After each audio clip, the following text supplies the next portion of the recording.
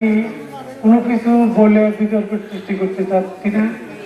আপনারা আশেকান যারা আছেন, আল্লাহর প্রেমে আপনারা অভিভূত আছেন, আপনারা আল্লাহর প্রেমের ভক্ত এবং এই লাইনে যারা আছেন তারা সবাই, আমরা সবাই মনে করি যে এই লাইনই আপনাদের সঠিক পথ। তারপরেও নামাজটা আমাদের মূল বিষয়। আমরা সবাই নামাজ পড়ব। নামাজের পরে আমরা আমাদের এই লাইনটাকে সুন্দরভাবে পালন করার জন্য সর্বোচ্চ চেষ্টা করব।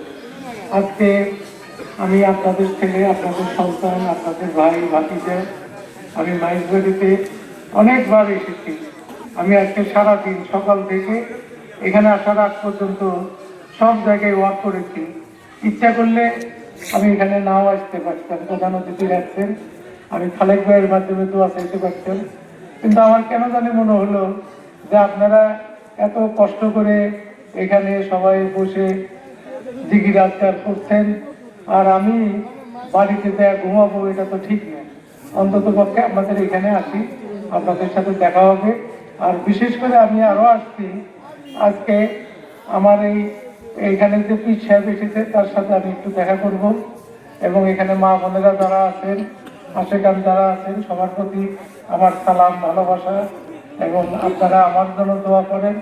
আমি আপনাদের দোয়া ভালোবাসা দিয়ে আমি কাজীপুরের রাজনীতি করতে চাচ্ছি এবং আমি চাই যে আপনাদের সাথে আমরা সবাই মিলেমিশে যে যার ধর্ম, যে যার অবস্থান থেকে আপনারা চলবেন, এখানে কারো বাধা দেওয়ার দরকার নাই এবং আপনারা আপনাদের পথ দেখাবেন, আমরা যারা আছি আমরা আমাদের পথ দেখাবো। তারপরে সবাই মুসলমান, আমরা চাচ্ছি যে সবাই ভাই ভাই, সবাই মিলেমিশে চলি। আপনারা আমার জন্য দোয়া করেন। বিশেষ করে আমি আরো দোয়া চাইব, আমার নেত্রী বেগম খালেদা জিয়া, উনি মারা গেছেন, ওনার জন্য আপনারা দোয়া করেন, আল্লাহ তাকে বেহেশত নসিব করুক। মাইজবাড়ি ইউনিয়নের যেসব মুরব্বী, যেসব আশেকান, যেসব লোকজন মারা গেছে, সবার প্রতি আমার দোয়া থাকলো, আপনারা দোয়া করবেন, আল্লাহ সবাইকে বেহেশত নসিব করুক। আমি আমার বাবার জন্য, মরহুম আফজাল হোসেন সরকার, তার জন্য আপনাদের কাছে দোয়া চাই, আপনারা দোয়া করবেন, আল্লাহ তাকে যেন জান্নাতবাসী করে। আমার জন্য দোয়া করেন, আমি যেন সুস্থ থাকতে পারি, আমি আপনাদের খেদমতে যেন থাকতে পারি, আপনাদের খেদমত যেন করতে পারি, এই আশা রেখে সবাইকে ধন্যবাদ দিয়ে আমি আমার কথা এখানেই শেষ করছি।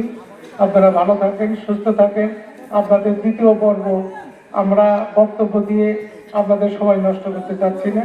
আপনাদের দ্বিতীয় পর্ব সুন্দরভাবে চলুক এবং আমাদের পীর সাহেব যিনি এসেছেন ইনি আপনাদের মঞ্চে ইনশাল্লাহ আসবে এবং আমি ওনার কাছ থেকে দোয়া নিয়ে আমি এখন আপনাদের কাছ থেকে বিদায় নিব। আপনারা ভালো থাকেন, সুস্থ থাকেন। আসসালামু আলাইকুম।